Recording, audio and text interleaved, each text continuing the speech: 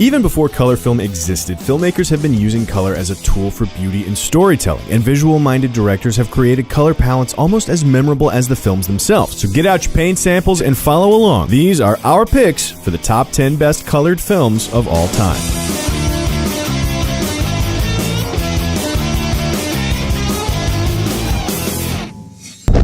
Kicking us off at number 10, let's just get it out of the way and go full balls to the wall crazy colorama with our first slot. We're talking movies that are somewhere between a Skittles Taste the Rainbow themed orgy and a Technicolor kaleidoscope acid trip. And the hyper colorful films that really make us go wow are those like What Dreams May Come, Dick Tracy, The Cook, the Thief, His Wife and Her Lover, The Holy Mountain, Gate of Hell, Life of Pi, and like everything Baz Luhrmann's ever directed. But really, our pick's gotta be The Fall. You always stop at the same part when it's very beautiful and interesting. Tarsem Singh, The Fall's madman director, took 4 years to meticulously create this multicolor wonderland across 24 different countries to an effect that David Fincher described as what would have happened if Andrei Tarkovsky had made The Wizard of Oz. And he employs color in every possible way, from the space-like orange dunes of the location to the sky-high, blood-red-soaked funeral banner of his set design, to the primary color wheel costuming of his main cast. But the most important part is that he does it for good narrative reason, as a window into the vivid imagination of a little girl. The excess is explained, it is grounded, and it is oh so beautiful.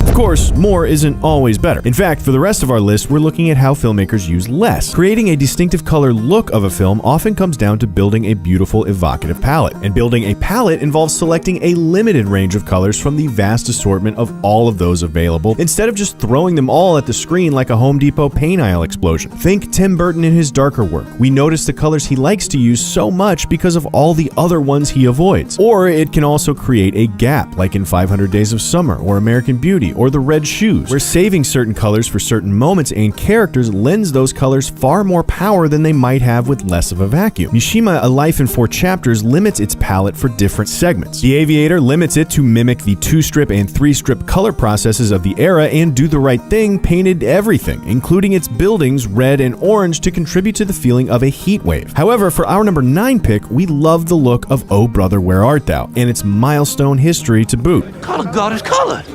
Roger Deakins, Oh Brother cinematographer, set out to create a dusty, vintage storybook type of look for Oh Brother, Where Art Thou, and spent nearly 3 weeks in the film lab mucking about with various photochemical processes to no avail. You see, Deakins' palette was meant to specifically avoid green, but they'd shot in Mississippi in midsummer, which looked, as he described it, greener than Ireland. So he turned to digital color grading, a mainstay in modern features but a never-before-used technology at the time, and changed film color history. And the look is incredible. All the lush greens and blues of the midsummer South are transformed into yellows and oranges and browns and burnt ochres, evoking a dusty autumn feel without just tinting everything sepia. It's a more controlled, refined look that comes from singling out and affecting some colors while leaving the others alone. Moving into more specific color palettes that come from limiting colors in predictable ways, the first and most obvious is the selected saturation palette. This is limited to the extreme. Everything is in black and white except for a focal object that gets the most vivid of color. This was actually one of the earliest forms of color on film, back when colors were only achieved by stenciling on the stock. Think The Great Train Robbery. Pleasantville makes this a part of its narrative, while Schindler's List uses it to heart-wrenching emotional effect. However, for our slot, we think that Sin City's color is pretty hard to beat. Sin City takes the color grading process of Oh Brother, Where Art Thou and dials it up beyond 11. It uses colors so sparingly that they take on a massive emotional and narrative significance. The decision to include any one color is so clearly intentional that the audience has no choice but to snap to attention. Inspired by the art style of Frank Miller's comics, Sin City's use of color is more akin to graphic design than photography, and it makes for one of the most extreme possible examples of a limited palette. Next up in color palettes, slightly less limited than the selective saturation, is the monochrome palette. And it's pretty simple. As far as colors go, you just get one. Sure, maybe you deviate in brightness or saturation a little bit, but you pick a spot on the color wheel and stick with it. It's used by design in Buried, naturalistically in Kieslowski's Three Colors trilogy. Intolerance used revolutionary monochromatic tinting to separate out its timelines, while Hero is probably the most iconic and readily accessible example of this over and over and in every different way. But we've picked it enough times on our our lists that we're going to keep looking. In its place, we're making room for a film we don't talk enough about. Citizen Kane. No, I'm just kidding. I couldn't even finish it. Our number 7 slot is actually going to Cries and Whispers. Klädd I sin vita klänning, alldeles orörlig med huvudet böjt och händerna vilande mot bordet. Plötsligt upptäckte hon mig. Now, our last few slots have gone to films leveraging the digital intermediate technology of the 2000s, but good color has been around long before the turn of the millennium. You see, before colorists had digital trickery, production designers and cinematographers controlled color the old-fashioned way, through meticulous design. Films can follow just as strict a palette by carefully selecting and coordinating the costuming, location choices, set design, makeup, and lighting. And Cries and Whispers does just that. Beyond a few relieving scenes of green and yellow, everything in Cries and Whispers takes place in a world that is blood red. Bergman famously said, "All of my films can be thought of in terms of black and white except Cries and Whispers," and you can see why. The overwhelming pervasiveness of the crimson has such a moving effect, like a sensory deprivation tank of color, that you can't help but be emotionally moved. Adding one more color into the mix, next we get to the complementary color schemes. You take one color and combine it with its opposite, and boom, you've got yourself a scheme that's automatically compelling. It's the source of the ever-popular, ever-frustrating orange-teal Hollywood blockbuster look, which, look, we get it. It's fun to complain about, and it can definitely get stale if used to the exclusion of all else. But filmmakers use it for a reason. It's the color contrast that best emphasizes the look of human skin. Mad Max Fury Road is maybe our favorite example of this contrast, but you can also spin the color wheel further and get to less common contrast, yellow and purple, as in The Curse of the Golden Flower, and the very difficult red-green, most notable in Amelie, The City of Lost Children, and our pick for number 6, Vertigo. The color of your hair. No! There is hardly a film that used Technicolor so brilliantly as Vertigo, and there's perhaps no other film that evokes such a strong impression of a color palette as does its red and green. Red for caution and green for envy, red for Scotty and green for Madeline. And the color scheme is felt even in scenes of its absence. The lack of these powerful colors feels like a lack of powerful emotion. It's a color scheme so memorable we actually feel it when it's gone, which makes it a must include on this list. Adding in even more colors, we wind up in triadic and tetradic color schemes that in their most extreme land you somewhere between a Pete Mondrian painting and a game of Twister. But they can make for effective color schemes, ones that tend to seem fun and carefree and stereotypically colorful. Films like A Clockwork Orange, Voltaire, Women on the Verge of a Nervous Breakdown, The Last Emperor, Kurosawa's Dreams, and The Umbrellas of Cherbourg all live within this world. However, if there's a film that does it best, we think it's Godard's Contempt. That's what I think of that stuff up there, Fritz. Godard has always had a love affair with colors, and in Contempt, they find their expression in the triadic colored red, blue, yellow that establishes itself early on and then saturates the screen to greater or lesser extents. But they're never overbearing or garish. Instead, they're beautiful and striking and thoughtful and memorable, orchestrated by a master to masterful effect.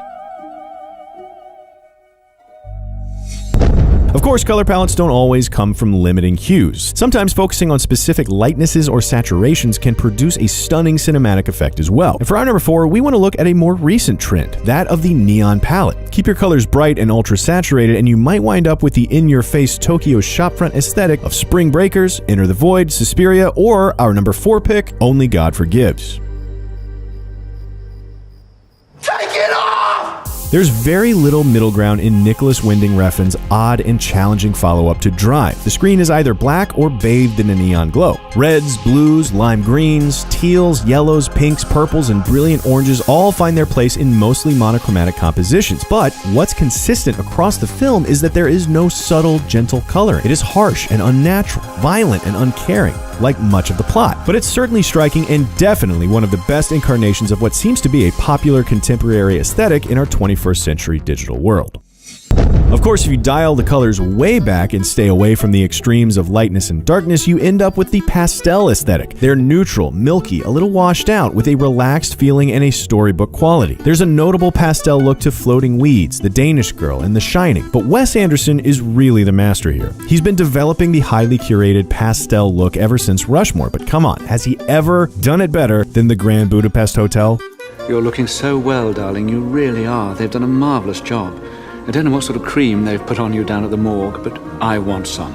The Grand Budapest Hotel is pretty much the opposite of Only God Forgives. Soft, gentle, forgiving colors, never neon, rarely primary, often peculiar and difficult to name. Anderson doesn't use yellow so much as mustard, not pink so much as rose, not red so much as burnt umber. There's a sophistication to his color choices that is, and we mean this lovingly, a little bit hipster. But his odd color tastes tend to both connect his work into a greater oeuvre and find unique expression in each individual piece. But they're so lovingly chosen and precisely expressed in every detail that you absolutely have to appreciate them, even as we make fun of them at every possible turn.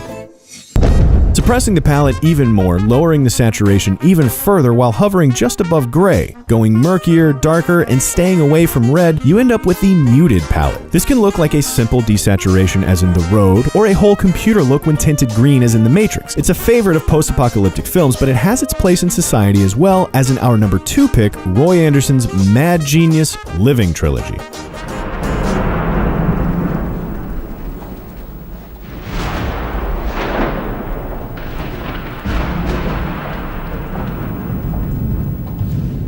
Hej, Hej. är Micke här? Vilken Micke? Micke Larsson. Var? Anderson's color is so subtle yet so meticulously controlled that we can't help but admire it. Starting with Songs from the Second Floor, moving on to You, the Living, and culminating in A Pigeon Sat on a Branch reflecting on existence, Roy Andersson has created a world of the beautiful mundane with such elaboration and vision that it is wholly unique and immediately recognizable. And much like Wes and his playful, twee, finding expression in his pastel palette, Anderson accomplishes the unimaginable, expressing his tragicomic humor in his colorscape, with obsessively crafted sets built over years, designed for as little contrast as possible and lit with no shadows, that we do exactly what he was setting out for us to do: peer into the details, look deeper, and see more. And finally, for our last palette, the darker, deeper, richer version of the pastel palette with spikes of saturation around very specific colors, we have the jewel-toned look. This is Fanny and Alexander, and Lola Montez, and Anna Karenina. It's hard to describe, but it's rich and supple and gorgeous without looking manufactured. It blends in as naturalistic even when it's catching the eye. And for our favorite version of this, we have no qualms giving it to In the Mood for Love. 唔知會唔會有第一式嘅咧？ What can we say about In the Mood for Love that we haven't already? It is a beautiful film in every possible sense of the word. Stylized yet tasteful, subtle yet bold, his colors are without over-obvious symbolism or binary meaning, instead working for emotional effect. They create a world, its characters, the feeling, and the mood. There is heartache in the redness of billowing curtains, longing in the magenta of a lipstick-stained cigarette, irony in the vivid green of a dress. Wong Kar-wai and Christopher Doyle are visual color masters, and In the Mood is their finest work, breathtaking and beautiful beyond measure, which is why it's our pick for the best colored film of all time. So what do you think? Do you disagree with any of our picks? Do we leave out any of your favorite colored films? Don't say Gone with the Wind. We know we left out Gone with the Wind. But otherwise, let us know in the comments below and be sure to subscribe for more Cinefix movie lists.